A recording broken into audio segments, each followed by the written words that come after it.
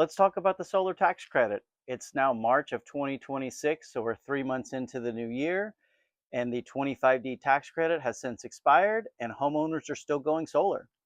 What does that mean for you? So in 2026, a lot of the finance companies now are taking advantage of the 48E tax incentives with something called a prepaid lease or a prepaid energy services agreement. What these allow the homeowner to do is take advantage of the tax credits in the form of an upfront discount.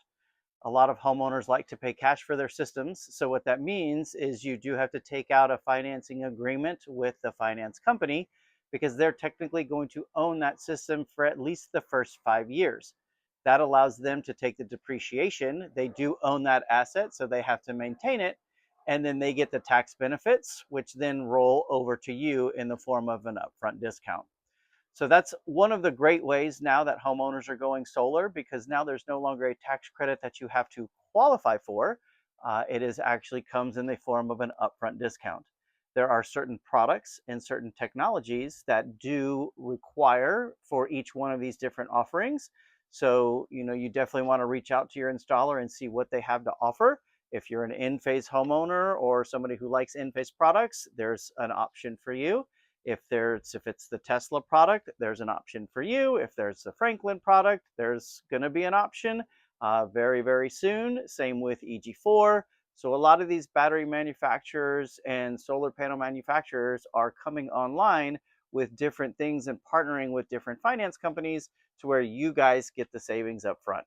So that's essentially how the tax credit is going in 2026. Again, it's finance companies that are owning the technology and owning the solar system on your roof for at least the first 5 years. And then the ownership transfers to you, the homeowner.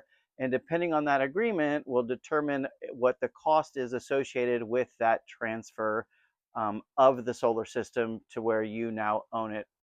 Once the system is then transferred over to you and out of the finance company's name, now it's your responsibility for any of the maintenance or service or anything on that. But again, as long as your installer is around, they should offer a 25-year workmanship warranty. You still have all the warranties from the manufacturers, and typically nothing really does go wrong with solar systems in that time period. But you should also have monitoring software and a monitoring app to kind of keep you up to date with what's going on. Therefore, you can see what's happening and reach out to your installer for any assistance needed.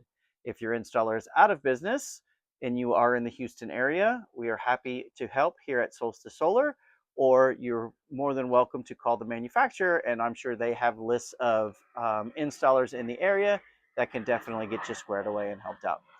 Hope that was useful and the information was of value to you. We're here to help and educate in any way we possibly can.